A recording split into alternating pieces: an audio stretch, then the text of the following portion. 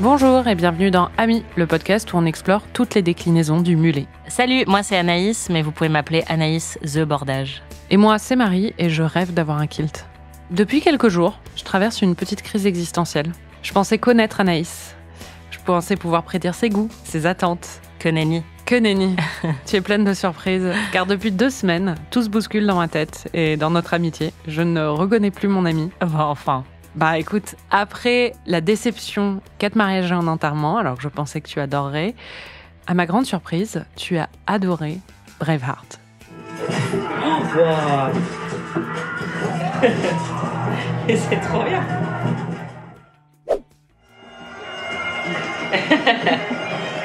Je suis désolée, mais c'est trop bien. Enfin, c'est trop mon genre de film en fait. C'est trop mon comfort movie quoi.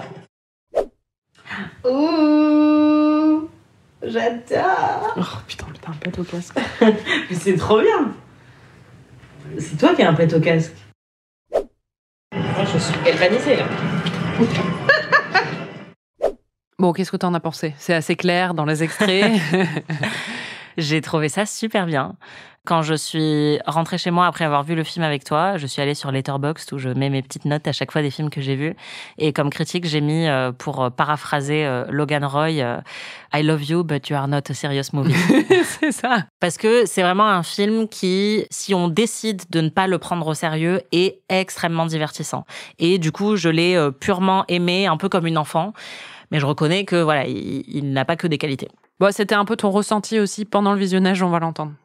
Waouh, c'est débile. Oui. J'adore. En fait, ça, c'est un peu le Fast and Furious de la guerre écossaise, tu vois. C'est marrant parce que c'est vraiment à la fois médiocre et vraiment bien. En fait, c'est un excellent téléfilm. Bah, j'ai juste pu apprécier le côté grand spectacle un peu épique du film et franchement, j'ai vraiment pris mon pied et je me suis pas trop ennuyée. Alors que il y a des films comme Le Patient anglais, par exemple, devant lesquels j'ai beaucoup souffert. Là, c'était pas le cas. Moi, ce qui me heurte le plus dans ta réaction, c'est dans mes goûts, mes goûts t'insultent. Parce qu'on avait vu il y a quelques étés de cela Gladiator ensemble. Et c'était nul. Non, Gladiator est un excellent film. Me regarde pas comme ça. C'est un excellent film. Le problème, c'est que tu t'attendais à un chef-d'œuvre. Du coup, t'avais été déçu. Même si moi, je pense que ça reste un chef-d'œuvre. Mais c'est pas grave. Et là, je pense que tu t'attendais à une daube. Et du coup, t'as trouvé ça super. Ouais, alors que ce qui est marrant, c'est que j'ai l'impression qu'ils appartiennent tous les deux. Alors, ça dépend vers quelle source tu te tournes, mais j'ai lu beaucoup de choses sur Gladiator et sur Braveheart comme des films qui ont eu l'Oscar du meilleur film et rétrospectivement, on se demande un peu pourquoi. Ça me surprend pas qu'il y ait une comparaison entre les deux, mais c'est vrai que je pense que j'étais plus cliente de Braveheart parce qu'il y a beaucoup de séquences d'action qui m'ont beaucoup parlé. Et après là, Gladiator, enfin honnêtement, c'était pas du tout ce à quoi je m'attendais et je l'ai pas regardé en prenant des notes ou en étant très attentive. Donc peut-être que si je le revoyais aujourd'hui, j'aurais pas la même appréciation, mais clairement sur le coup, je me suis un peu emmerdée. Surtout que j'adore Rome et j'adore l'Antiquité et j'adore tout ce qui se passe dans le Colisée de manière générale. Donc j'étais un petit peu déçue de pas plus aimer. C'est marrant parce que moi, c'est vraiment l'opposé. C'est-à-dire que j'adore l'Écosse. J'adore tout ce qui se passe en Écosse. Et vraiment, ce film, par contre, ça ne va pas, quoi. Ouais. Mais peut-être que justement, c'est parce qu'il y a une spécificité que tu recherches, que tu vas pas trouver dans ces films-là. Enfin, moi, justement, ce que j'adore sur l'Empire romain, c'est tous les détails de la vie quotidienne. Ouais. Et donc, c'est un peu ce que je vais chercher dans un film comme Gladiator. Et c'est ce que j'adorais dans la série Rome. Et du coup, dans Gladiator, j'ai pas trop trouvé ça. Et peut-être que toi, c'est pareil dans Braveheart, où en fait, au final, ça a assez peu de liens, je pense, avec le folklore écossais. Ça, surtout assez peu de lien avec l'histoire écossaise. On va le voir. C'est un des films les moins exacts historiquement. Mais non, c'est plus que... En fait, j'ai vu aussi les deux dans l'enfance. Et je pense que Braveheart, j'ai pas des gros souvenirs. Mais je l'ai vu plusieurs fois. Même il y a eu des scènes où j'étais là, il va se passer ça, ou des trucs comme ça me revenait. Mais je sais que Gladiator, ça avait été un coup de foudre à l'époque. Et c'est resté un film culte, même si aujourd'hui je vois ses défauts et tout ça. Braveheart, vraiment, vraiment pas, quoi. Ouais. Moi, le problème que j'ai avec Braveheart, c'est que pour moi, c'est une succession de scènes où il n'y a pas de liant. Et il y a quand même la moitié du film qui est vraiment naze. Alors qu'il y a l'autre moitié qui fait preuve de beaucoup de bravoure et qui, visuellement, est assez impressionnante. Et il y a des moments vraiment très, très fun. Mais je trouve que, par exemple, les moments d'émotion ne fonctionnent pas pour moi. Et je trouve que le film est désarticulé, quoi. Alors que, pour moi, Gladiator, il y a une vraie histoire. Et c'est magnifique. Et c'est une histoire... c'est vraiment trop beau. Et à chaque fois, ça m'émeut, quoi. Peux-tu résumer Braveheart en 30 secondes ? C'est le récit tout à fait authentique de la fois où l'Écosse est devenue brièvement indépendante parce que les Anglais ont tué la meuf de Mel Gibson. C'est ça. C'est exactement ça. Braveheart, qui est donc un film de 1995, qui est réalisé par nul autre que Mel Gibson. C'est donc l'histoire de William Wallace, qui est un grand héros en fait de l'histoire et du folklore aussi écossais. Il y a des statues de lui à Édimbourg et tout, et dans d'autres villes écossaises. Est-ce qu'il a un mulet sur les statues ou pas ? Non, pas du tout. D'ailleurs, il n'est pas coiffé comme ça ? En général, il est représenté avec un casque et tout ça. Enfin, on va parler un peu des inexactitudes aussi visuelles, des choix qui ont été faits, et pas seulement capillaires. Mais en gros, William Wallace, oui, un grand héros de la première guerre d'indépendance de l'Écosse, parce qu'il y en a eu pas mal d'autres après. C'est-à-dire que l'Écosse s'est mis sur la tronche avec l'Angleterre pendant des siècles et des siècles. Ils ont essayé d'être indépendants plein de fois. Ils l'ont brièvement été à de multiples reprises. Et là, donc, c'est le héros de cette première guerre. C'est pas le seul héros de cette première guerre. Il est interprété par Mel Gibson. Et alors, c'était très en forme pendant ce visionnage, je tiens à le dire, parce que tu as trouvé des jeux de mots du grand Anaïs, et en plus, tu en étais fière. Évidemment. Et Mel Gibson t'a inspiré, on va voir. Il y a Mel. You've got Mel. You've got Mel, c'est drôle.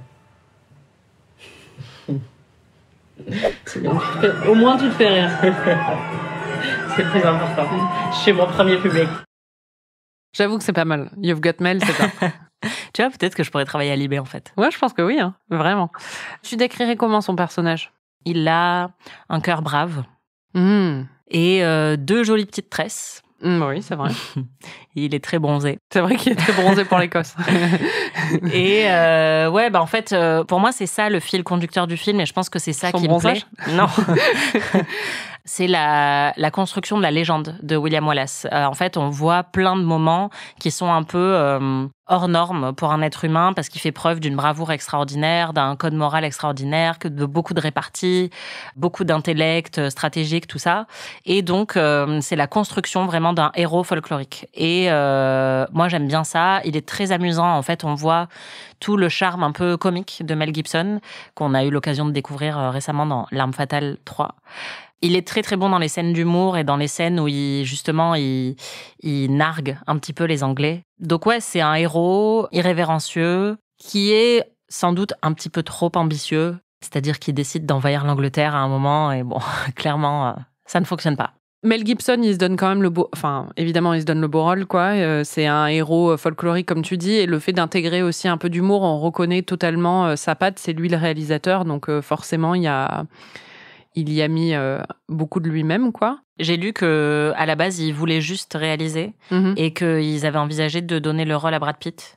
Et finalement, ça s'est pas fait et il aurait accepté à contre-cœur. Après, je sais pas si ça fait partie de la légende. De la légende, ouais, surtout pour gagner des Oscars, quoi. Où tu dis, ouais, en plus, il a endossé le rôle alors qu'à la base, il devait pas le faire. Enfin, tu vois, de construire une espèce de mythe.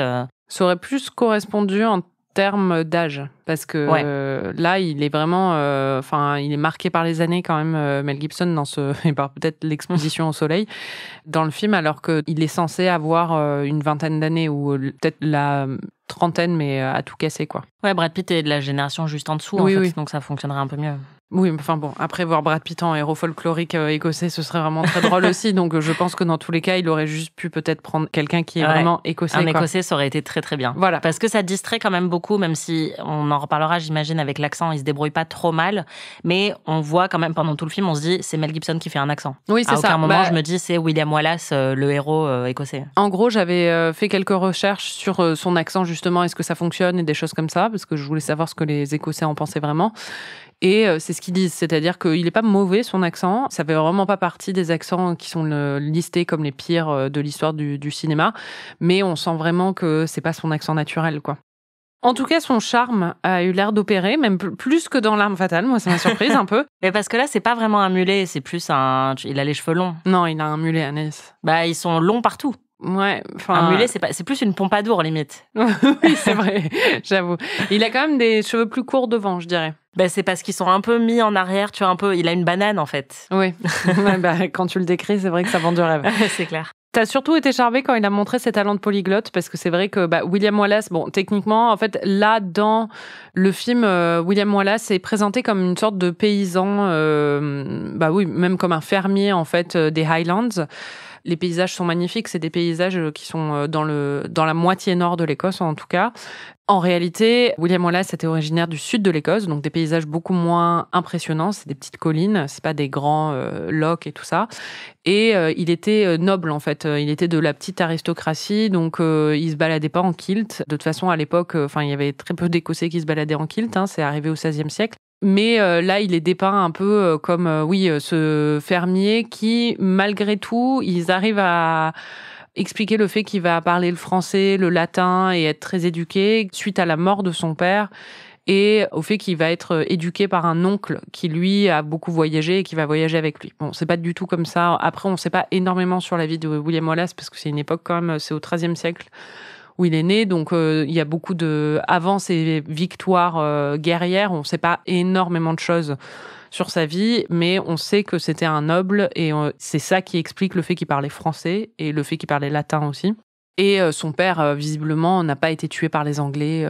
D'ailleurs, la scène, en fait, un peu d'ouverture où on voit les nobles écossais qui ont été rassemblés dans une grange et qui ont été tous trucidés par le roi, ça ne s'est pas passé. Donc tout ça, la création un peu du mythe au début, c'est complètement inventé par le film. Mais c'est vrai que toi, tu as été très sensible à son charme de polyglotte, en tout cas, à ses talents de francophone. J'ai pensé à toi. Ah Non, mais c'est pas possible que tu trouves ça bien. Et il a un bon accent, hein. Parce que ça, j'y ai pensé à toi. Franchement, niveau expert sur Duolingo. Hein. Non, ça, il a un bon accent. Mais c'est une scène un peu ridicule où il drague la meuf qui veut choper. Ouais, franchement, moi, ça aurait grave marché sur moi en 1280. Je peux te dire que le mec, il me parle en français, je suis ravie. Hein. Tout le monde parlait français à l'époque. Mais pas les Écossais, pas ces ploucs d'Écossais. Pas les ploucs fermiers écossais. Voilà. T'as tout de suite trouvé une comparaison entre son histoire et celle d'un héros, lui, très très français. On va l'entendre. C'est un peu Astérix et Obélix, quoi. Ouais, après le gendarme de Saint-Tropez. Ils ont des tresses et des moustaches. Et des tenues à rayures. Moi, je trouve que c'est quand même totalement Astérix et Obélix. Hein. T'as les Gaulois, c'est les Anglais. Non, les Romains. Les Romains, c'est les Anglais. Et les Gaulois, c'est Mel Gibson.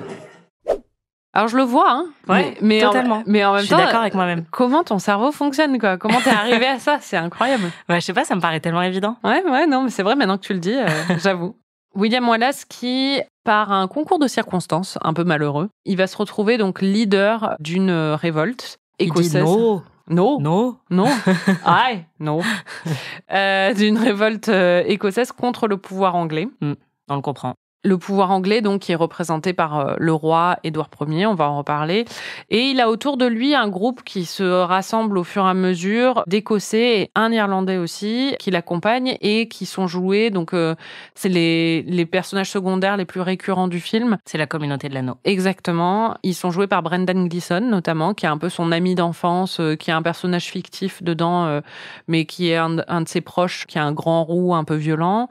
Brendan Gleeson qui a joué dans Bruges et Banshees of Inisherin. Voilà. Et dans Harry Potter aussi. Il y a James Cosmo aussi qui joue un autre membre de cette communauté qui lui était dans Game of Thrones. C'était le Lord Commander de la Garde de la Nuit. Exactement. Donc c'est lui qui avait pris sous son aile Jon Snow et qui meurt et qui lui passe son épée et tout ça. Et il y a Tommy Flanagan aussi, qui est l'acteur balafré, qui était notamment dans Sons of Anarchy et qui était aussi dans Gladiator. Et qui est assez marquant comme acteur. On le voit dans pas mal de trucs en rôle secondaire parce qu'il a une gueule, quoi. Enfin, forcément, vu qu'il a en plus une cicatrice, on l'oublie pas. Et on a David O'Hara qui joue Steven, qui est un proche irlandais, qui fait partie de la garde rapprochée de Mel Gibson. T'as un préféré ? James Cosmo, je l'adore depuis Game of Thrones. Là, ça m'a vraiment beaucoup ému de le revoir. Il a tellement une gueule sympathique et en même temps une sorte d'autorité naturelle. Et c'est vrai que il est plus âgé que les autres membres du casting. Enfin, c'est le père d'un des autres personnages. Et donc, il a aussi ce rôle d'autorité dans le groupe. Et moi, j'adore ça. Ça m'émeut beaucoup. Bah oui, c'est un papa. Ouais. Mais ils sont tous géniaux. Franchement, pour moi, le succès du film tient beaucoup à leur dynamique à eux, tous ensemble. Oui, l'humour du film aussi est beaucoup dans leur scène, quoi. Ouais. Ils ont beaucoup de complicité, beaucoup d'humour, énormément de charme. C'est vraiment, en fait, à travers eux tous qu'on ressent toutes les émotions qu'on est censé ressentir dans le film, y compris jusqu'à la mort de William Wallace à la fin. C'est à travers leurs yeux à eux, pendant les scènes de bataille, etc. C'est vraiment le cœur du film.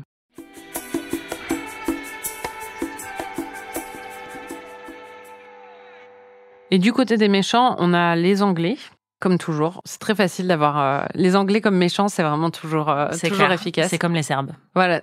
Ils jouent jamais des gentils. Bon, sauf dans les films en géopolitique. Oui, sauf dans les films sur la Seconde Guerre mondiale quand même, pour ce qui est des Anglais, je veux dire. Désolée à tous nos auditeurs serbes. Et Anglais aussi. Du côté des méchants, on a donc les Anglais avec Édouard Ier, qui est le roi des Anglais. Pour la petite histoire, c'est les Écossais qui l'ont fait venir dans toute cette merde. À la base, en fait, ils avaient un roi. Le roi est mort et il était adoré par tout le monde et il est mort en tombant de son cheval, donc une mort très de l'époque. Sa successeur était censée être une princesse norvégienne parce qu'ils avaient beaucoup de liens avec les pays scandinaves qui devaient venir. Elle est venue, elle est morte tout de suite. Donc ils n'avaient plus personne. Et donc là, ils se sont retrouvés à devoir arbitrer entre deux héritiers possibles, qui avaient tous les deux une légitimité plus ou moins affirmée, mais enfin bon, qui se défendaient. Et donc, qu'est-ce qu'ils ont fait les Écossais ? Mais alors là, vraiment, rookie mistake. Ils ont dit à Édouard Ier, ils lui ont dit, tu veux pas venir arbitrer ça pour nous ? En tant que personne impartiale de l'extérieur. Et lui, il est arrivé, il a dit « Ok, mais seulement si vous me reconnaissez comme votre overlord ». Et donc, c'est comme ça qu'ils se sont retrouvés dans cette merde. C'est un peu de leur faute, quoi. D'accord. Et on voit un peu dans le film, parfois, qu'ils sont tout le temps en train de se tirer dans les pattes et tout ça, et que c'est vraiment le problème. Et visiblement, enfin... Cet été, j'étais en Écosse et j'ai lu la biographie de Mary Stuart écrite par Stefan Zweig. Et c'est le truc que tu vois aussi tout le temps. C'est-à-dire que les Écossais, tous les lords écossais étaient tout le temps en train de... Dans leur bataille pour gagner l'indépendance, ils étaient tout le temps en train de se battre les uns contre les autres. Et c'est ça qui les a beaucoup empêchés, en fait. Et bon, donc là, on le voit dans le film, mais Édouard Ier, c'est vraiment le grand méchant. Et il est vraiment méchant, et apparemment, c'était vraiment un mec pas cool. D'ailleurs, c'est lui qui a chassé les Juifs d'Angleterre en 1290. Donc vraiment un mec pas sympa dans plein d'éléments, quoi. Pas recommandable. Exactement. T'en as pensé quoi de lui comme grand méchant ? Pour moi, le problème, c'est le casting. Je trouve que il y a beaucoup de la partie anglaise de ce film qui fonctionne pas, voire toute la partie anglaise de ce film qui fonctionne pas. Et c'est vraiment parce que, honnêtement, les acteurs sont pas, c'est pas des mauvais acteurs, mais ils sont pas à la hauteur, je pense, de ce qu'on attend d'un film comme ça. Surtout quand on les oppose au petit groupe dont on vient de parler. Et j'ai lu que Sean Connery devait incarner le roi à la base, et ça aurait été mieux déjà, je pense. Un peu ironique vu qu'il est écossais, mais il aurait pu le faire très bien. Mais ouais, là, il y a une absence de magnétisme, je trouve, chez tous ces acteurs, qui est assez criante, et j'ai vraiment l'impression de regarder des comédiens. Un acteur comme Charles Dance, par exemple, enfin j'y pense parce qu'on est toujours dans le truc un peu Game of Thrones, mais qui jouait Tywin Lannister dans Game of Thrones. Lui, dans ce rôle-là, ça aurait dépoté, quoi. Oui. Enfin, tu crains le mec. Bon, à l'époque, il était sûrement trop jeune pour jouer. Il était en train de draguer Sigourney Weaver dans Alien, donc. Oui, voilà, c'est ça. Mais il y a un autre personnage du côté anglais qui est assez important, c'est le fils d'Édouard Ier, donc qui va devenir Édouard II, qui est marié à Isabelle, la princesse Isabelle jouée par Sophie Marceau. Et lui, bon, c'est établi à peu près dès sa première scène qu'il est homosexuel. Historiquement, ça n'a jamais été avéré. Visiblement, je crois que sa masculinité était un peu remise en question. Mais en tout cas, c'est vraiment utilisé. Moi, c'est un truc qui me dérange dans le film, surtout quand on connaît un peu Mel Gibson depuis, le fait qu'il a quand même sorti des trucs assez homophobes au fil des années. Bah, il a été poursuivi pour propos homophobes. C'est ça, exactement. Et du coup, voir un peu ce film aujourd'hui, moi, il y a un truc qui me dérange vraiment à ce niveau-là. C'est-à-dire que les héros, c'est des hommes très masculins, ce qui est assez ironique aussi, parce qu'en fait, William Wallace, justement, c'était un noble. Il n'avait pas ce côté un peu viril. Oui, héros du peuple, Exactement. Archi-masculin. C'était un mec qui était habillé comme les nobles et les aristos de cette époque, donc qui était plus apprêté ou des choses comme ça.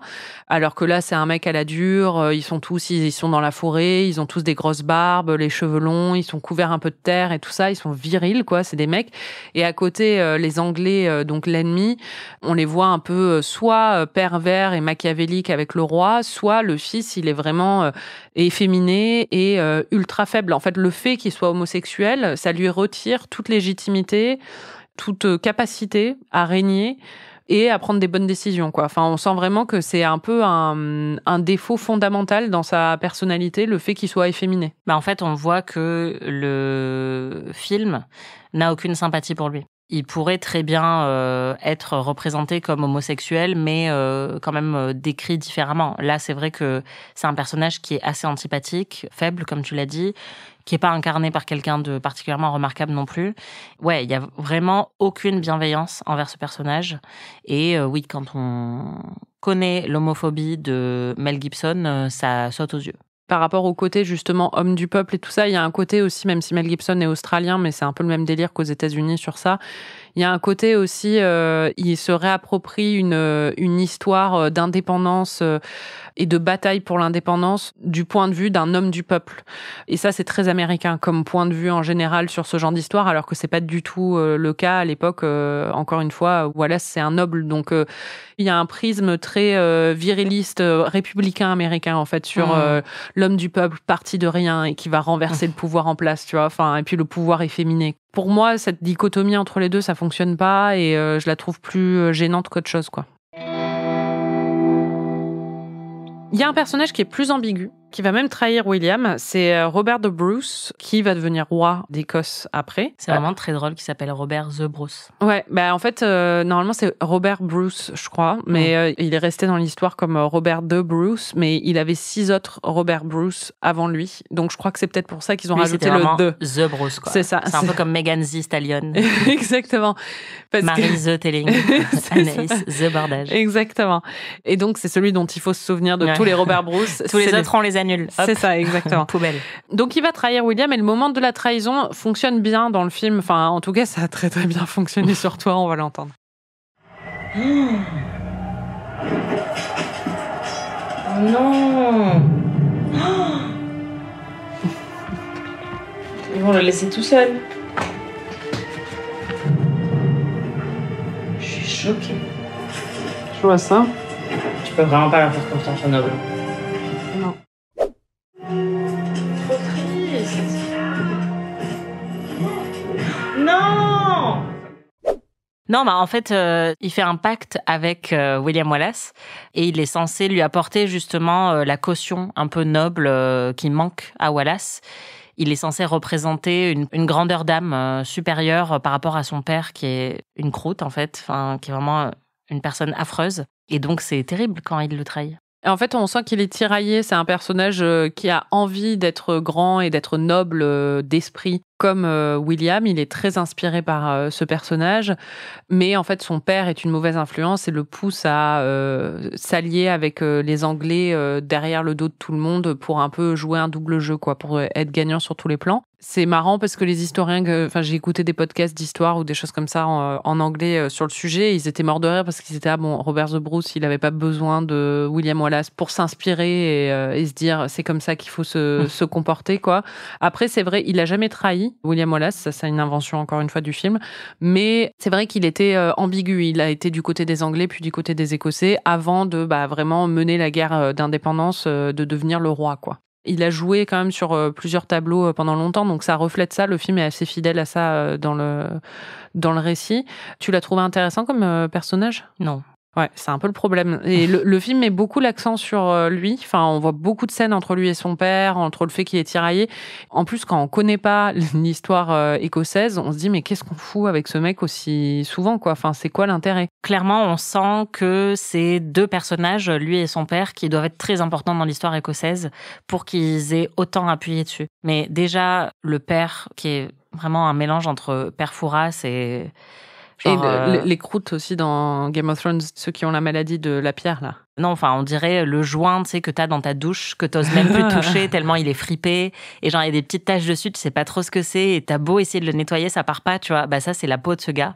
Et il passe vraiment beaucoup de temps dans le film. Et même lui, il dit, je suis en train de pourrir, je suis une vieille croûte. Et au bout d'un moment, on est là, putain, mais on s'en fout de ce mec qui est un personnage tertiaire du film. Donc oui, j'imagine que dans le folklore écossais et l'histoire écossaise, il doit être hyper important. Son fils, oui, mais lui, pas tant que ça, en vrai. Là, c'est un élément qui est un petit peu raté. Et honnêtement, je pense aussi que comme c'est des acteurs qu'on reconnaît pas, ça enlève vraiment tout intérêt pour un public français de 2024. Et puis, ce qui est marrant, c'est qu'en fait, du coup, je pense que pour les gens qui connaissent pas l'histoire écossaise, c'est pas très parlant. Et on se demande pourquoi on a ça. Et pour les gens qui connaissent l'histoire écossaise, ils sont tellement outrés par tout le reste du film qu'ils s'en foutent d'avoir Robert The Bruce. Thématiquement, ça aurait pu super bien marcher parce que le personnage du père, c'est vraiment censé être aussi un outil d'exposition. C'est-à-dire que c'est lui qui nous permet de comprendre que beaucoup de la noblesse écossaise, justement, voulait pas se mettre à dos les Anglais et était beaucoup plus corrompu moralement que le peuple. Enfin, c'est ce que le film essaye de nous dire, en fait.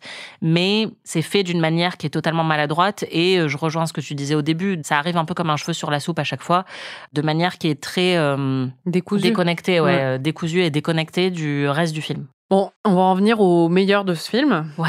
C'est un film de guerre. Ouais. Donc, il y a de nombreuses scènes de bataille et des scènes de bataille très impressionnantes. D'ailleurs, c'est ce qui avait fait un peu le gros succès du film et ce qui, je pense, explique son succès aux Oscars aussi. C'est vraiment le côté spectaculaire des batailles, en particulier une, qui est la première grosse bataille. En fait, bon, il y a un petit truc qui se passe déjà quand William, en fait, tue le shérif, ça c'est vrai. C'est comme ça qu'il a commencé son implication dans la rébellion. La première trace qu'on a, c'est qu'il a tué le shérif local.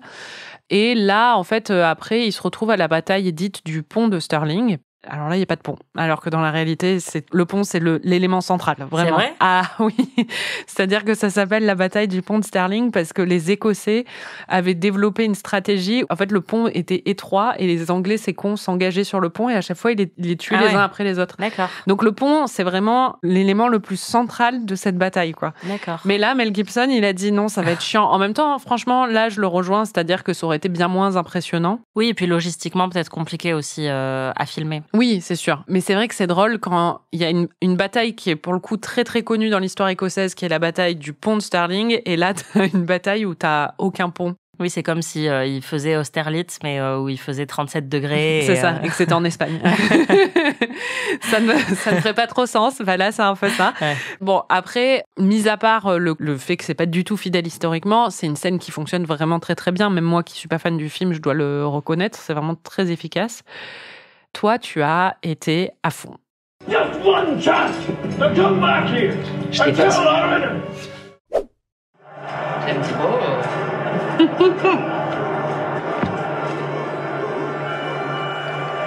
Ouais, résistance à l'oppresseur.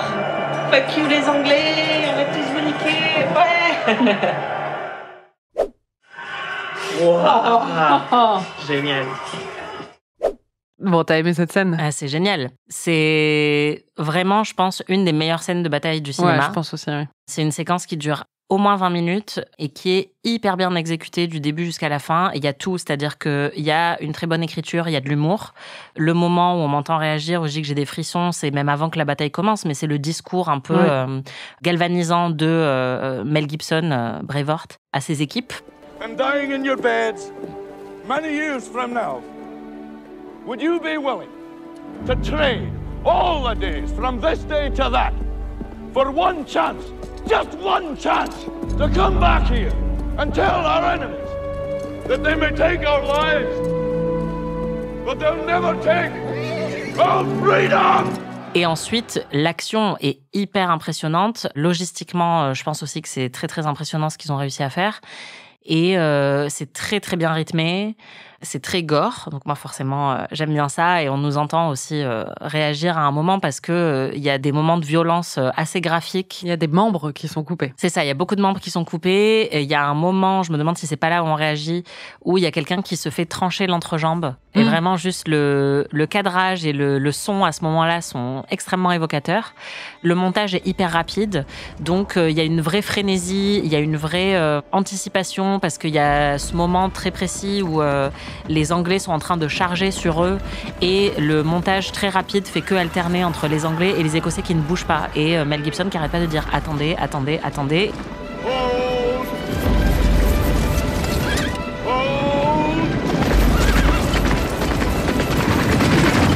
Et donc la tension monte, on est hyper stressé et à la dernière minute, ils activent un peu leur stratégie.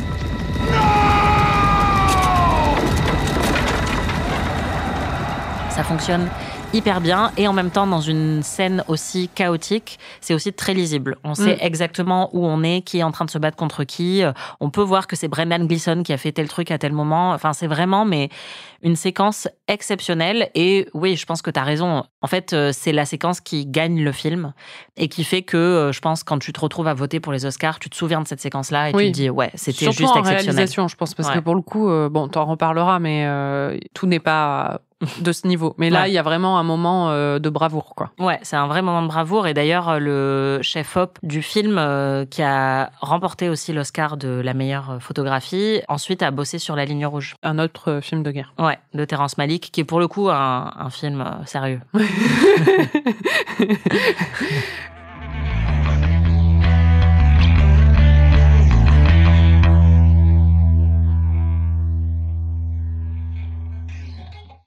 Il y a d'autres moments qui sont assez marquants. Il y a plusieurs autres batailles, dont une où il va perdre, il va être trahi par du coup Robert The Bruce.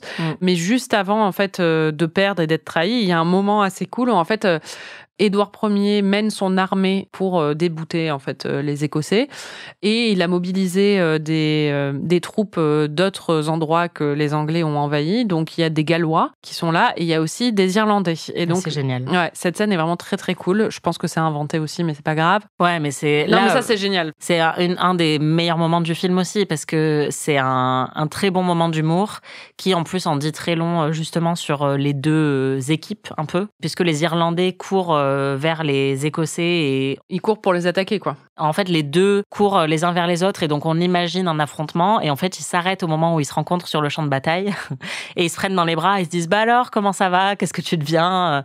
Et en fait, on se rend compte que les Irlandais sont du côté des Écossais et c'est génial. Ce qui est marrant, c'est que dans son entourage, il a donc Stephen, cet Irlandais qui disait mon pays en parlant de l'Irlande, mais comme si c'était son pays, enfin comme si le pays lui appartenait, quoi. Là, on comprend qu'il a quand même du réseau. Il a des connexions en Irlande, donc il a pas trop menti. Il a mis un petit message dans le groupe WhatsApp la veille de la bataille en disant « Les gars, faites semblant que vous êtes du côté des Anglais, mais on va bien la mettre à l'envers. » C'est ça. C'est des Irlandais. Ah génial. C'est génial, ça. Bon, les scènes de bataille, c'est bien sympa, c'est super. C'est le feu. C'est le feu. Si ce film n'était que scènes de bataille... C'est le sang. Ce serait vachement bien. C'est comme ça que disent les jeunes. Ouais, ça veut pas dire ça, mais c'est pas grave. Mais il y a un autre aspect qui est très important dans ce film, malheureusement. Ce sont les histoires d'amour de William Wallace. Il y en a une première, qui est avec son amour d'enfance, Morone. Une histoire d'amour express, dans le sens où ils se rencontrent quand ils sont petits. Lui, après, il part avec son oncle pendant plusieurs années après la mort de son père. Et il revient et au bout de 3 jours, il se marie en secret, quoi. C'est vraiment comme si tu croisais ton amoureux du CP et que tu lui disais « Je t'ai toujours aimé, viens, on se marie ». Après, c'est une autre époque, mais oui. Encore plus rapide que 4 mariages et un enterrement. Après, il est amoureux d'elle depuis l'enfance. Oui, mais bon, moi, j'étais amoureuse de gens à 8 ans. Si je les recroise aujourd'hui, j'attendrai peut-être 2 jours avant de leur dire « Je t'aime », tu vois. J'attendrai 2 ans. Je crois qu'on a bien compris avec 4 mariages et un enterrement. Mon rythme.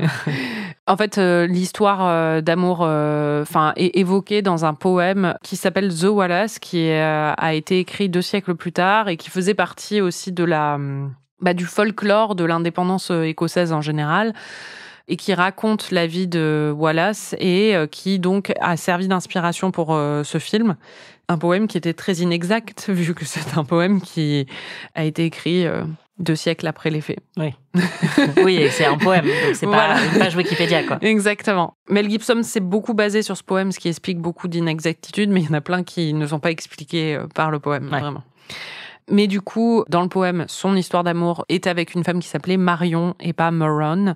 Mais comme il y a l'histoire de Robin des Bois avec Marion qui est l'intérêt amoureux de Robin des Bois. Il ne voulait pas que les gens se disent « Waouh, de Marion, c'est pas possible ». Voilà, D'accord. parce que les Américains, visiblement, ont du mal.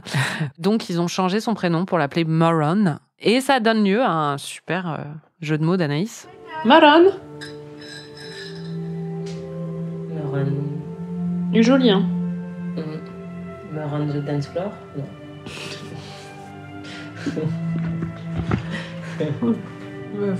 Moron the Dance Floor. T'as dit qu'il fallait s'occuper pendant 3 heures. C'est elle qui va être l'élément déclencheur de la rébellion, donc de William de Wallace, William Wallace, puisque en fait, elle va être tuée par les hommes du shérif. Alors, dans le poème d'origine qui raconte cette histoire, elle est tuée pour appâter Wallace, enfin parce que le shérif veut s'en prendre à Wallace et c'est pour ça. Là, on a une autre histoire. Elle est agressée par un soldat.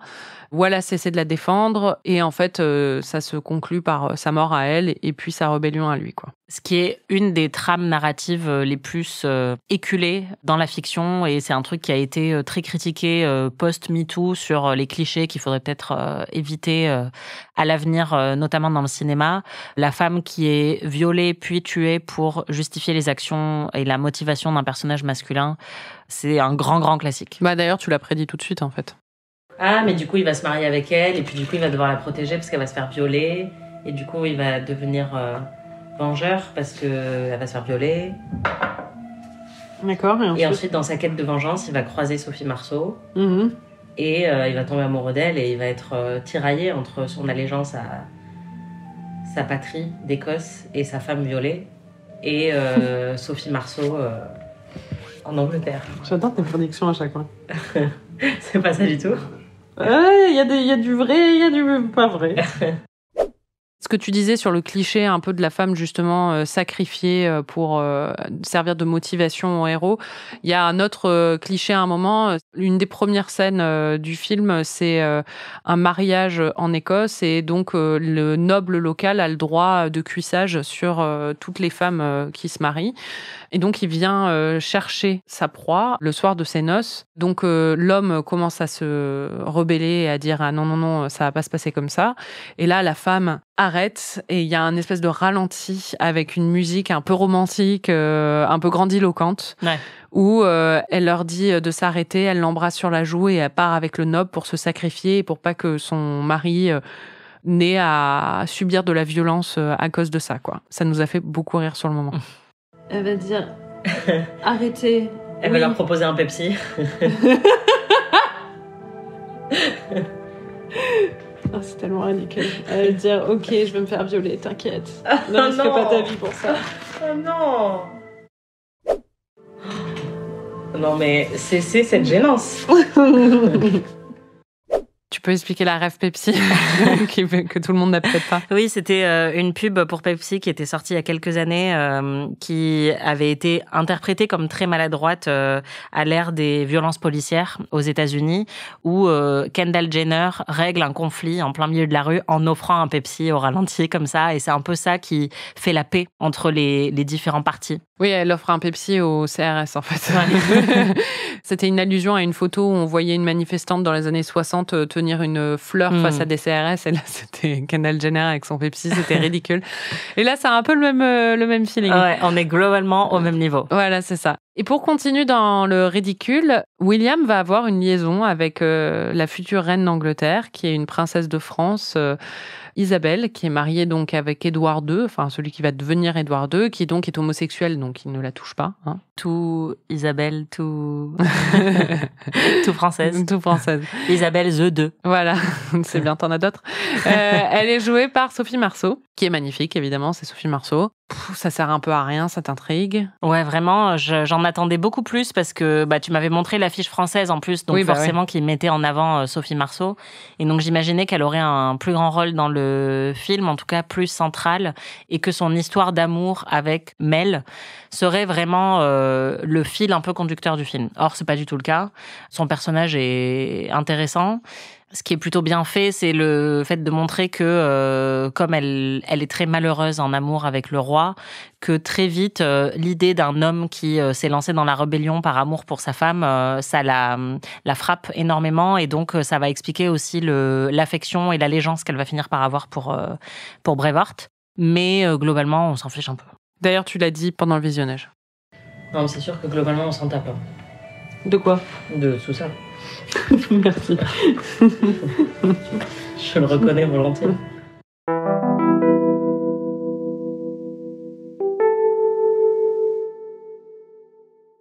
J'ai déjà parlé de pas mal d'inexactitudes historiques, il y en a d'autres, je vais faire un petit point. Je commence donc par Isabelle, qui avait 4 ans au moment de la révolte, donc elle n'a pas eu d'aventure avec... elle vivait en France, tranquille, elle n'avait pas de liaison avec William Wallace. Hein.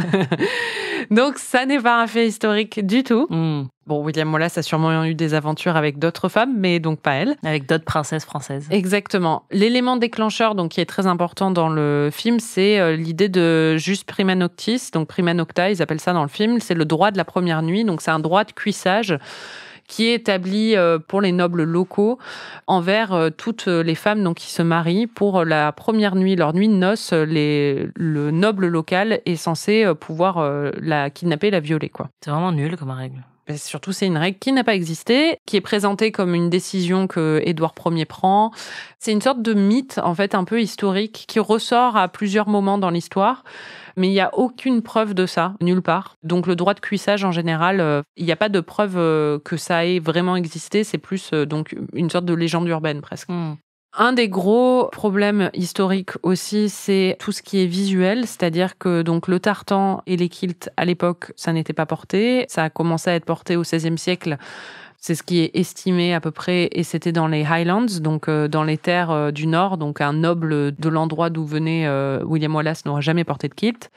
Et les peintures de guerre qui portent non plus, alors elles, c'est carrément 1000 ans trop tard, c'est-à-dire que c'était plus pendant les guerres entre barbares ou entre tribus barbares ou des choses comme ça, c'est pas du tout à cette époque-là qu'ils vont mettre des peintures de guerre. Donc ils ont fait un petit mix entre... Il y avait un historien qui s'est amusé, qui avait dit c'est 500 ans trop tôt et 1000 ans trop tard. Mais c'est vrai que ça se sent quand on regarde le film, c'est-à-dire que même en étant très nul en histoire et en ne sachant pas ça, on le ressent. On se dit, c'est pas possible qu'en fait, dans les années 1200, il y ait à la fois des kilts et des peintures bleues sur le visage. Enfin, on s'est fait la réflexion quand on regardait le film qu'on saurait pas dire à quelle époque ça se passe. Si on regardait juste comme ça, si on nous avait pas mis le petit écriteau au début.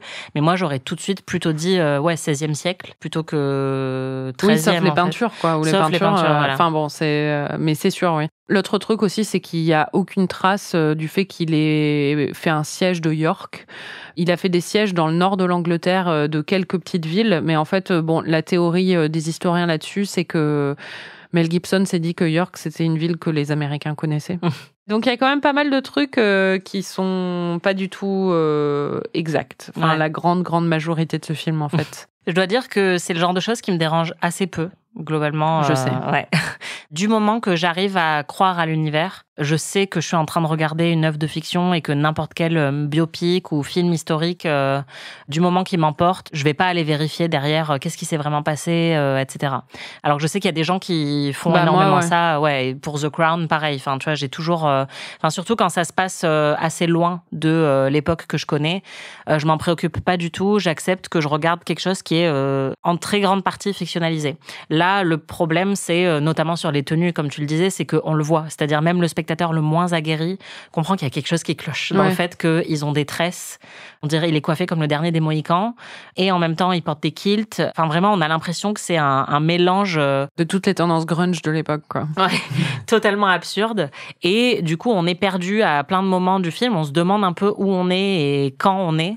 Et on ne devrait pas. On devrait être totalement immergé dans l'histoire. Ouais, moi j'avoue que pour le coup, la véracité historique, c'est un truc auquel je tiens pas mal, ou en tout cas qui me préoccupe dans ce genre de film, parce que j'aime bien me dire qu'il y a un aspect pédagogique dans ce genre de film. C'est-à-dire que quand je regarde un film historique, j'ai envie de me dire « Ah, j'ai appris des choses aussi, quoi ». Surtout quand l'histoire est cool et tout, et du coup, quand j'apprends après que c'est complètement inventé, ça a tendance un peu à m'énerver. Je préfère une histoire totalement fictionnelle dans ce cas-là.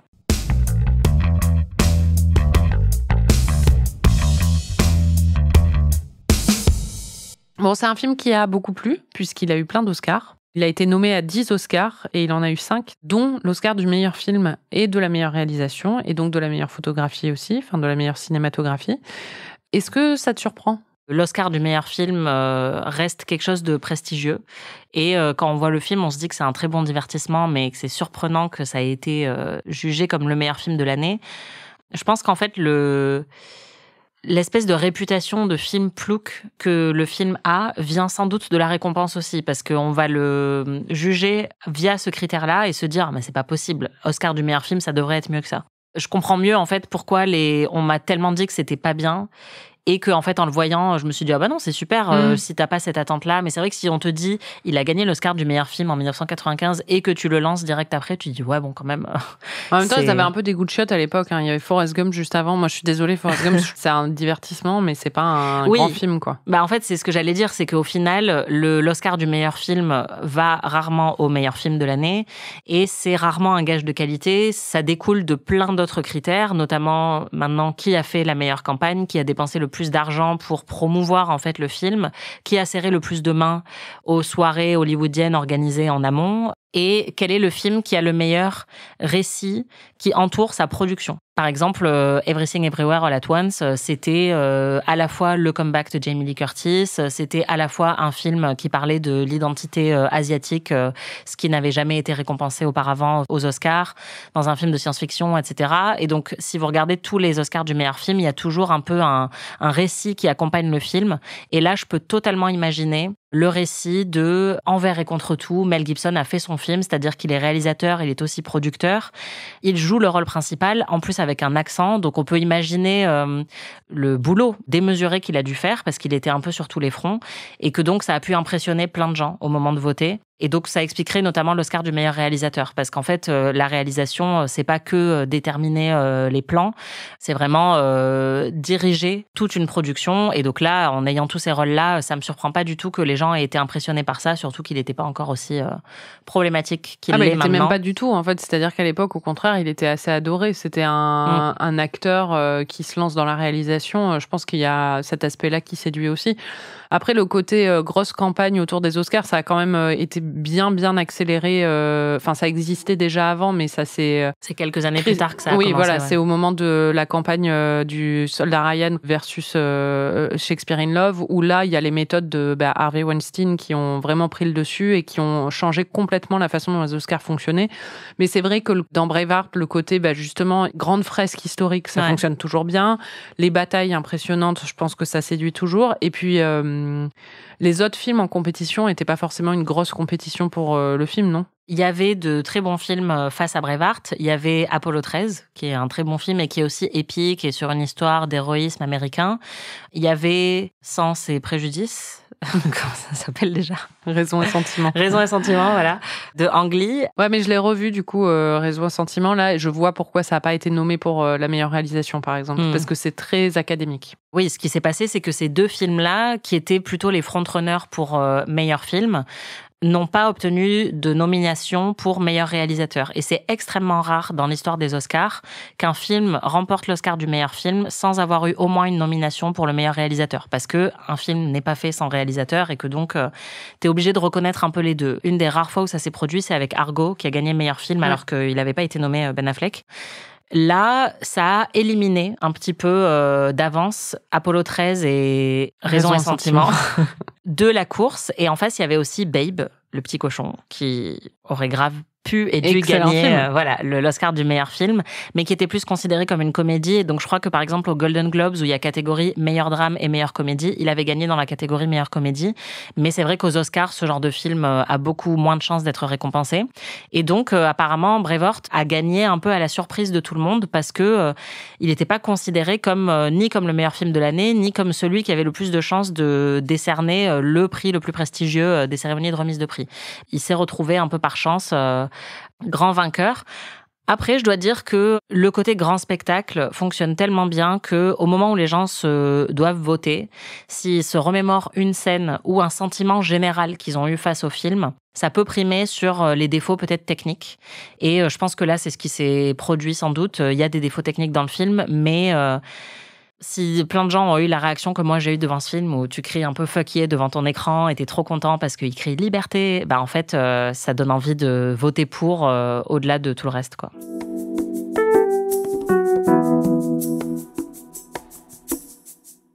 C'est Mel Gibson qui continue sa percée dans la réalisation après un premier film qui s'appelait L'homme sans visage. Mel Gibson qui est un acteur à l'origine, qui va faire plein d'autres films après, dont La Passion du Christ. Qu'est-ce qu'on pense, dans le sens où, qu'est-ce que tu penses de la réalisation de Mel Gibson dans ce film? Est-ce qu'il méritait l'Oscar? Comme je le disais, l'Oscar du meilleur réalisateur me frappe pas tant que ça, parce que c'est un projet qu'il a vraiment porté sur ses épaules et que c'est impressionnant. En fait, c'est comme récompenser le boss, quoi. Il a dû gérer tellement de choses en même temps, tout en étant acteur et en ayant un accent écossais pas trop mauvais, que je vois la prouesse là-dedans. Moi, honnêtement, c'est l'Oscar de la meilleure photographie qui me frappe le plus, et c'est évidemment le directeur de la photo qui bosse en accord avec le réalisateur. Oui, moi aussi, parce que vraiment, j'ai pas été impressionnée par la photographie dans ce Et film. ouais, en fait, pour moi, il y a vraiment deux aspects. Il y a tout ce qui est fait dans les scènes de bataille et d'action qui est excellent, et on en a déjà parlé, donc on va pas revenir dessus. C'est extrêmement maîtrisé. Et j'ai l'impression que ces scènes-là ont été privilégiées, sans doute, dans la réflexion sur la mise en scène, par rapport à toutes les autres scènes qui paraissent hyper fonctionnelles. C'est-à-dire qu'elles sont juste là pour faire avancer des points de l'intrigue. Et donc, notamment, les scènes de romance sont assez plates dans la mise en scène. Et toutes les scènes de réunion entre les différents nobles, les différents clans, entre le roi et son fils, sont vraiment pas intéressantes. C'est beaucoup de chant contre chant. Enfin, rien n'est mal réalisé, je dirais. Mais c'est juste que c'est pas là qu'on va retrouver la moindre bravoure ou la moindre inventivité. On sent que c'est pas là-dessus qu'ils ont voulu dépenser, à mon avis, le plus d'énergie. C'est quand même un film qui dure presque 3 heures, qui a été tourné en Écosse sous la pluie, avec des énormes scènes de bataille, je pense des centaines, voire des milliers de figurants. Et donc, je pense qu'ils ont mis le paquet là-dessus, et c'est très réussi. Et tout le reste, c'est juste là pour faire avancer l'histoire. Il y a quand même plein de moments, par exemple, sur la construction de ce héros quasiment mythologique écossais, quand il est en train de gravir une espèce de montagne tout seul en Écosse, avec la caméra qui tourbillonne autour de lui. Enfin, c'est quand même des moments qui sont assez impressionnants visuellement. Mais c'est vrai qu'il n'y a pas la maîtrise qu'on va retrouver chez des réalisateurs peut-être un petit peu plus confirmés ou un peu plus inventifs, et qui vont faire crépiter même une scène de conversation.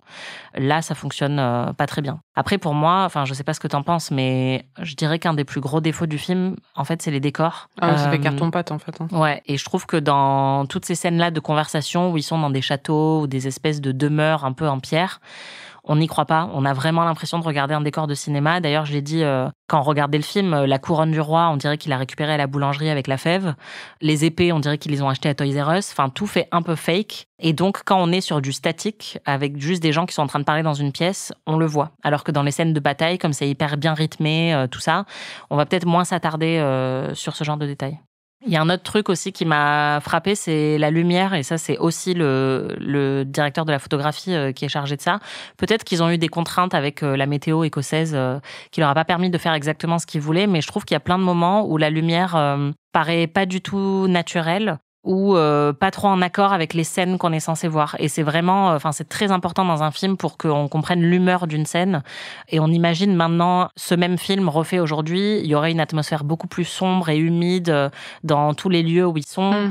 Là, ils sont souvent rétro-éclairés avec le soleil dans le dos.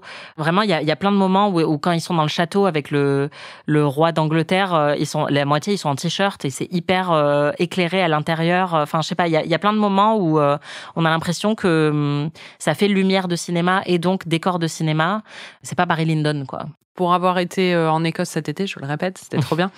Une des plus belles lumières que j'ai jamais vues. Enfin, et justement, après, elle est très changeante parce que la météo change à peu près toutes les 3 minutes, mais c'est magnifique. Je pense, et il y a plein d'autres films qui ont été filmés en Écosse et qui sont très beaux, quoi. Ouais. Je pense à Skyfall, par exemple, le James Bond où c'est Roger Deakins qui est le directeur de la photographie, qui est l'un des plus grands directeur de la photographie de l'histoire du cinéma. Et toutes les scènes en Écosse, donc à Glencoe, qui ont été filmées là-bas, elles sont magnifiques, mais vraiment magnifiques. Ouais, et puis il y a une vraie unité visuelle, alors que là, je pense que peut-être que honnêtement, c'est parce qu'ils ont eu des problèmes, comme tu dis, c'est en plus la lumière est très changeante et qu'ils ont eu des problèmes météorologiques, mais d'une scène à l'autre, on a limite l'impression qu'il y a des problèmes de continuité avec la lumière. Il faudrait le regarder, le revoir en se focalisant que là-dessus.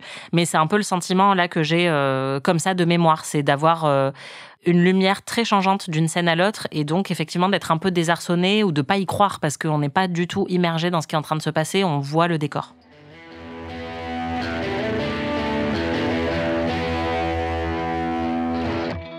Après 8 heures de film, en tout cas c'était le temps ressenti de mon côté, on arrive enfin à l'apothéose, qui est la scène de torture et de mort de William Wallace. Et là, c'est un autre changement du film, c'est-à-dire qu'ils y sont allés à mollo, parce que la réalité était bien plus rude. C'est-à-dire qu'on lui a quand même coupé les testicules alors qu'il était encore en vie, on lui a arraché les tripes et on les a brûlées sous ses yeux avant de lui trancher la tête. Et après, on l'a écartelé. Wow.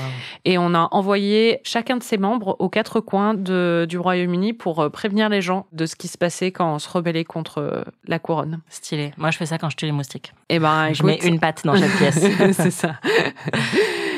Non, mais on le voit, il est très clairement suggéré le coupage de testicules. Oui, c'est vrai. Mais oui, je trouvais aussi que la torture était un peu soft par rapport à ce qu'on pourrait attendre d'une torture médiévale. Ah ouais, non, le vrai, ils y sont allés, quoi. Bah ouais, moi, le musée de l'Inquisition à Carcassonne, c'est un de mes plus beaux souvenirs d'enfance, en fait. Donc, j'avoue que là, j'aurais aimé en voir plus.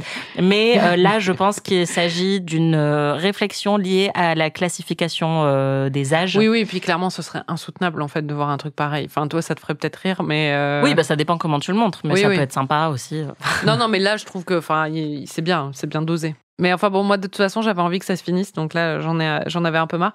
Oui, c'est un peu long du coup. Surtout qu'on vient de se cogner 2 heures et quelques de films avant, donc et beaucoup de scènes avec Sophie Marceau. Mais la fin fonctionne tellement bien. C'est très connu cette fin, ce qui va hurler. Parce qu'en fait, on lui demande de reconnaître sa trahison. Et d'ailleurs, William Wallace, c'est sa défense à ce moment-là, quand il a été accusé, ça a été étudié après dans le droit de la guerre et tout ça, parce qu'en fait, lui, ce qu'il disait, c'était qu'il n'avait pas prêté allégeance, donc il n'y avait pas de trahison. Et ça, le film le reflète assez bien. Ouais. Et là, on lui demande à chaque fois, on le torture en public, et on lui demande à chaque fois s'il reconnaît sa trahison. Et même ses 2 meilleurs amis qui sont là dans le public pour assister au spectacle l'implorent de confesser, enfin d'admettre ça, parce qu'ils supportent pas de voir leur ami être torturé. Et là, il va créer quelque chose. Tu t'y attendais depuis le début, parce que c'est quelque chose de très connu par rapport à ce film. Oui, je l'avais dit dans notre petit épisode de prédiction. C'est ça, et tu l'as aussi dit en visionnant. Mais là, qu'est-ce qui va se passer ? Mel, il va les convaincre. Il va crier le truc. Freedom! C'est ça, c'est Freedom, je crois. Ah oui, bon là, c'est toi qui l'as dit du coup. Oui, c'est vrai que c'est moi qui l'ai dit là. Au cas où j'aurais eu un doute ou une anticipation sur ce moment, Marie a achevé. Mais en fait, le problème, c'est que comme c'est un film que j'ai vu il y a longtemps, et j'avais revu une partie là pour préparer, mais j'avais pas vu jusqu'à la fin. J'avais des souvenirs, mais j'avais pas l'impression de spoiler parce que c'était pas des souvenirs où j'étais sûre et certaine, tu vois. Non, mais après, c'était très prévisible.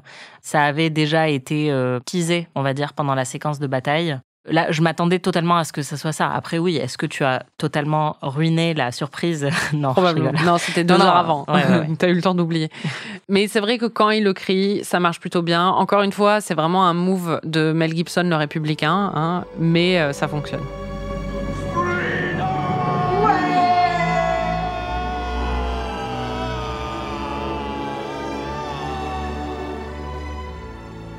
C'est super bien. La musique est pas mal à ce moment-là, d'ailleurs. La musique est excellente. Et je pense que c'est un des cris les plus emblématiques du cinéma avec Adrian. Ah, peut-être, ouais. Il y a quoi d'autre comme bon cri ? Il y a aussi de Marlon Brando dans Un tramway nommé Stella, ouais. Stella. Ouais. Mel Gibson, c'est pas une femme, c'est la liberté. Voilà, c'est ça. Bon, ça fonctionne du coup, hein. On le voit venir, mais ça fonctionne super bien. Ça rentre totalement dans cet angle justement du film qui est la construction d'une légende. D'ailleurs, il y a plein de séquences dans le film où on voit d'autres personnages, souvent pas connus, qui parlent de lui et qui disent « apparemment, il aurait fait ci, apparemment, il aurait fait ça ». Donc, on voit vraiment comment le mythe populaire se crée. Et donc, finir là-dessus, c'est hyper bien. On est en train quand même de voir le héros du film mourir, ce qui n'est pas toujours une fin hyper heureuse. Mais là, c'est fait de manière assez glorieuse. Et justement, la musique qu'on entend, c'est une musique qui t'a évoqué, enfin pas celle-là en particulier, mais pendant tout le film, en fait, c'est une musique d'inspiration gaélique, hein, enfin d'inspiration celtique, disons. Et ça t'a évoqué un autre film. Et du coup, je pense que tout de suite, t'étais convaincue, quoi. Non, mais j'aime bien parce que ça me rappelle Titanic, la musique. Vraiment, je m'attends à ce qu'à tout moment, Kate Winslet se mette à danser de la danse classique et à faire des pointes, quoi. Et il se trouve que t'as fait des recherches après. Et tu as l'oreille ? je trouvais quand même que la musique était très, très, très similaire à la musique de Titanic. Ce qui s'est passé, c'est que James Horner, le compositeur de ce film, a aussi composé la musique de Titanic 2 ans plus tard. Et en fait, globalement, il a pris les restes de Braveheart et il en a fait la bande originale de Titanic, qui en plus, c'est une bande originale qui est dans mon ADN, tellement Titanic est un film fondateur et important pour moi que j'ai vu plus de fois que je ne peux le compter. Et donc là, vraiment, dès que j'ai entendu les notes de musique dans Braveheart, je me disais, mais c'est pas possible, c'est Titanic. Enfin, vraiment, il y a une note qui change à la fin, mais sinon, c'est exactement pareil. Et c'est notamment sur les parties plus émouvantes et aussi sur les parties même romantiques, mais aussi des scènes d'action. Sur toutes les parties, quoi. Ouais, vraiment, en fait, dans tous les thèmes musicaux de ce film, quasiment, ont été repris. Le seul truc qui a été changé, c'est la partie de Titanic qui est chantée avec la femme qui fait ouh. Voilà. Et ouais, c'est fou parce que il a gagné l'Oscar de la meilleure musique, il me semble, pour Braveheart. Et je pense que tous ces Oscars ont quand même bien contribué à la carrière de tous ces gens après, puisque le chef-op, il est allé bosser avec Terrence Malick sur La Ligne Rouge. Lui, il a fait la musique de James Cameron. Et en fait, je suis assez fière de moi parce que j'ai pas parlé de Titanic du tout pendant tout cet enregistrement. Alors que pour moi, c'est comme pour David Lynch, tout est sur Marilyn Monroe. Pour moi, tout est sur Titanic ou lié à Titanic d'une manière ou d'une autre. Et je faisais forcément plein de comparaisons dans ma tête en voyant ce film-là parce que c'est un peu pareil. C'est beaucoup moins bien, mais en fait, c'est un film épique qui est, je pense, hyper impressionnant techniquement pour l'époque dans les scènes de foule. L'échelle qu'il a réussi à reconstituer est hyper impressionnante. Et la musique, enfin, je sais pas, tu l'aimes bien, toi? Moi, je la trouve géniale, la musique du film. J'aime bien quand ils sortent les cornemuses, mais à part ça, non, je la trouve un peu... Mais je suis pas fan de la musique de Titanic non plus. À part... voilà. Enfin, je la trouve un peu cucu, en fait. Ouais, désolée. Waouh, je suis choquée. Mais oui, moi, j'adore la musique de Titanic, donc forcément, là, comme c'est un peu la même, je suis ravie. Bah oui, j'imagine. Faut qu'on parle, il y a un petit caméo qu'il faut mentionner quand même, c'est Brian Cox, qui jouait Logan Roy dans Succession et qui joue l'oncle de William Wallace. Et t'étais très heureuse de le retrouver. I'm your uncle. Trop bien. Tu l'as reconnu? Bah oui, c'est Logan Roy. Bah oui. Un Écossais, pour le coup, un vrai Brian Cox. Ouais, ils en avaient pas beaucoup sous la main, visiblement. Mais... Non, mais ils en ont trouvé quelques-uns quand même. Qu'est-ce qui est le plus 90s pour toi dans ce film? Je dirais probablement la présence de Sophie Marceau. J'avoue. C'est quoi pour toi le truc le plus 90s de ce film? L'homophobie un peu light, mais c'est très vrai. présente quand même. C'est vrai, ça aussi, ouais. Et le mulet quand même. Pour moi, c'est pas vraiment un mulet. Hein. Ouais, mais la coiffure. C'est un mulite. D'accord. C'est une période, les années 90, pendant laquelle je pense qu'on a vu énormément de films de ce genre, à la fois épiques et aussi d'aventures un peu folkloriques et d'évasion et de rêve des grands espaces. Ah oui, carrément. T'avais le dernier des Mohicans à la même période, t'as eu 7 ans au Tibet, t'as eu Danse avec les loups, voilà. Ouais. Et c'est marrant parce que il y a vraiment, j'ai l'impression, 2 teams dans l'héritage, en tout cas, de tous ces films-là. C'est-à-dire qu'il y a ceux qui sont encore considérés aujourd'hui comme sérieux et excellents et ceux qui sont vraiment considérés comme nazes. Et celui-là appartient à la 2e catégorie. Bah oui, mais je pense aussi que c'est parce qu'il est kitsch, en fait. Enfin, esthétiquement, il est kitsch, en fait. Donc, aussi bien dans les décors, ce que tu disais, que dans les choix de costumes. Alors que quand tu regardes le dernier des Mohicans, bon, déjà, t'as Daniel Day-Lewis. Oui, c'est pas pareil. Il y a un côté beaucoup plus classe. Ouais, c'est Michael Mann versus Mel Gibson. Enfin, moi, j'ai pas vu beaucoup des réalisations de Mel Gibson, mais je pense que voilà, il s'est très bien débrouillé sur les scènes de bataille, mais je pense pas que ce soit non plus un grand talent de réalisation. Bah non, mais t'as l'impression de faire tes courses à métro et l'autre, t'as l'impression de faire tes courses au bon marché, tu vois ce que je veux dire? Enfin, c'est pas même. C'est quoi métro? Métro, c'est un grand magasin qui vend en gros. D'accord. Et d'ailleurs, ce qui est intéressant, déjà, je pense que c'est très intéressant que beaucoup d'acteurs qui deviennent réalisateurs soient aussi intéressés par les films de guerre. Ouais, c'est vrai. Et Mel Gibson, le dernier film qu'il a réalisé, qui était aussi d'ailleurs dans la course aux Oscars, si je me souviens bien, c'était Hacksaw Ridge, qui était le film avec Andrew Garfield, qui est un pacifiste, qui est envoyé à la guerre, et donc qui a une approche totalement différente, parce que là, c'est vraiment un peu c'est un questionnement moral sur l'existence même de la guerre. Et franchement, c'était un film qui était pas mauvais, et exactement dans le même registre. Je me souviens quand je l'avais vu, où je m'étais dit, bon, je lui donnerai pas l'Oscar du meilleur film, mais c'est hyper bien mené, et les scènes de bataille sont très très bonnes. Donc je pense que c'est vraiment là que à la fois il y a son intérêt et son talent. Un MVP? Ouais, c'est l'assistante de la princesse Sophie Marceau, qui est très drôle parce que déjà, à un moment, elle lui dit « J'espère que votre mari va mourir, comme ça vous serez veuve. » Et je trouve ça génial. Et il y a un autre moment où elle dit qu'elle a obtenu plein d'informations en couchant avec je sais pas qui. Et elle est très divertissante. Et toi, t'as un MVP ? Moi, c'est l'Irlandais, c'est Steven, il est très drôle. Ouais, il est génial. C'était Amis. Merci Anaïs. Merci Marie. Et merci à vous de nous écouter chaque semaine. La semaine prochaine, Anaïs me fait redécouvrir, parce que je l'ai déjà vu il y a très longtemps, un film culte des années 90, Le Silence des agneaux. Vous pouvez retrouver tous les épisodes d'Amis sur slate.fr ou votre plateforme de podcast préférée. Si vous découvrez ou redécouvrez ces classiques 90s en même temps que nous, n'hésitez pas à partager vos impressions sur notre compte Instagram Amis le podcast. On adore vous lire. Si vous avez aimé cet épisode, vous pouvez nous laisser 5 étoiles et un petit commentaire. Vous pouvez nous hyper auprès de tous vos amis. On se retrouve la semaine prochaine pour de nouvelles aventures. Salut! Amis est un podcast d'Anaïs Bordage et Marie Telling, produit par Slate Podcast. Direction éditoriale Christophe Caron. Production éditoriale, prise de son et réalisation Aurélie Rodriguez.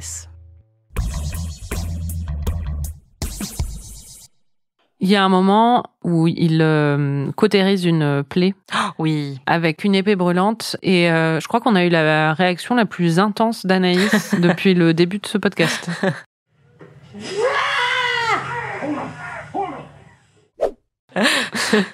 C'est comme ça que je réagis devant tous les films gore, mais en fait c'est juste que je connais le truc, on voit souvent ça dans les films où il cautérise d'une plaie avec une lame brûlante. Mais là, il lui plante la lame brûlante dans la plaie. Et j'étais là, c'est pas comme ça qu'on fait. Vous avez pas regardé assez de films ou quoi ? Bah si, il désinfecte à l'intérieur. Ah ouais, bah écoute, je connaissais pas. Pour moi, tu poses la lame, tu vois, pour refermer. souder. Ouais, voilà, pour souder la plaie. Et là, j'avoue que j'ai été vraiment prise de court. Ah bah oui, je confirme. Moi aussi, à côté. Je suis désolée. Puis comme toujours, regardez un film avec des accents écossais. C'est génial. With your father and brother gone, who killed us in Butler Bath? It's not those Irish. Eh, vous savez pas parler ou quoi ? Aye, but I want to dance with your friend here. Franchement, on est à la limite du pakistanais quand même. Mais... Ah bah toi, alors franchement, j'ai coupé, mais il y a un moment où tu le fais où c'était littéralement un accent indien. C'était pas du tout un accent. Mais là, franchement, je suis pas peu fière. Je trouve que c'est pas mal. Ça se passe à quelle époque, Astérix et Obélix ? Anaïs. Ça se passe bien avant. C'est pendant l'Antiquité. Bah oui. Eh oui. Elle est un peu bête. Elle est gentille, mais c'est compliqué. Ah.